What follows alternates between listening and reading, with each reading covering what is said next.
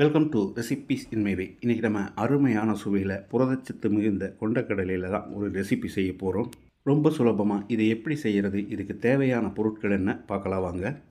Mixie ஜாரில் 3 வரமிளகாய், 15 சின்ன வெங்காயம், 5 பல் பூண்டு, 1 டீஸ்பூன் சீரகம், ஒரு 4 கொத்து அளவுக்கு புதினா இலையும் அதே அளவுக்கு மல்லி இலையும் போட்டுக்கலாம். கொஞ்சமாக தண்ணி சேர்த்து நைஸாக அரைச்சி எடுத்துக்கலாம். குக்கரில் 3 டேபிள் ஸ்பூன் எண்ணெய் ஊற்றிக்கலாம்.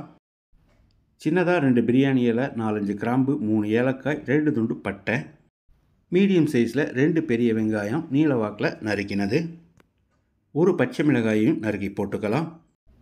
வெங்காயத்தை லேசாக செவக்கிற அளவுக்கு வதக்கிடலாம்.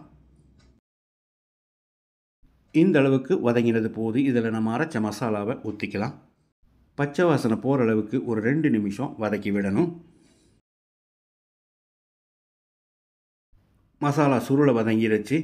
மீடியம் சைஸில் 2 தக்காளியை 10 நிமிஷம் வேக வச்சு பேஸ்ட்டாக அரைச்சி எடுத்து வச்சுருக்கேன். இதையும் ஊற்றிக்கலாம்.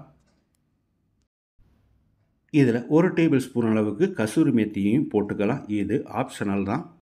1/2 டீஸ்பூன் கரம் மசாலாவையும் சேர்த்து 1 நிமிஷம் நல்லா வதக்கி விட்டுடலாம்.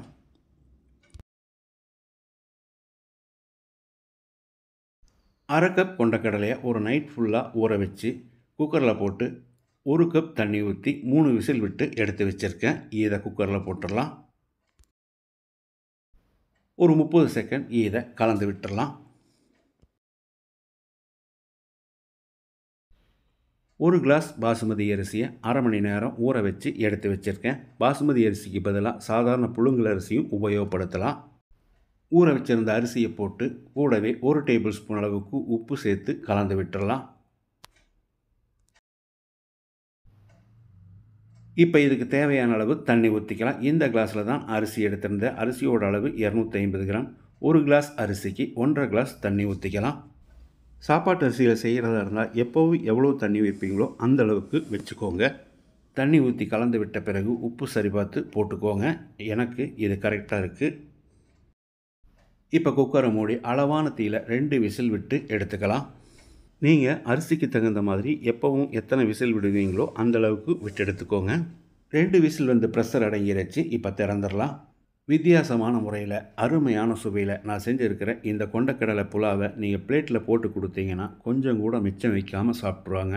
அந்தளவுக்கு இதனோட டேஸ்ட் இருக்கும். பொடியாக நறுக்கின மல்லி இலையும் நீங்கள் விருப்பப்பட்டால் கொஞ்சமாக நெய்யும் சேர்த்துக்கலாம். இதே மாதிரி இதே அளவுகளோடு நீங்களும் செய்து பாருங்கள். இந்த வீடியோ பிடிச்சிருந்தால் லைக் பண்ணுங்கள், கமெண்ட் பண்ணுங்கள், ஷேர் பண்ணுங்கள். சப்ஸ்கிரைப் பண்ணாதவங்க சப்ஸ்கிரைப் பண்ணுங்கள். மறக்காமல் பெல் பட்டனை கிளிக் பண்ணுங்கள்.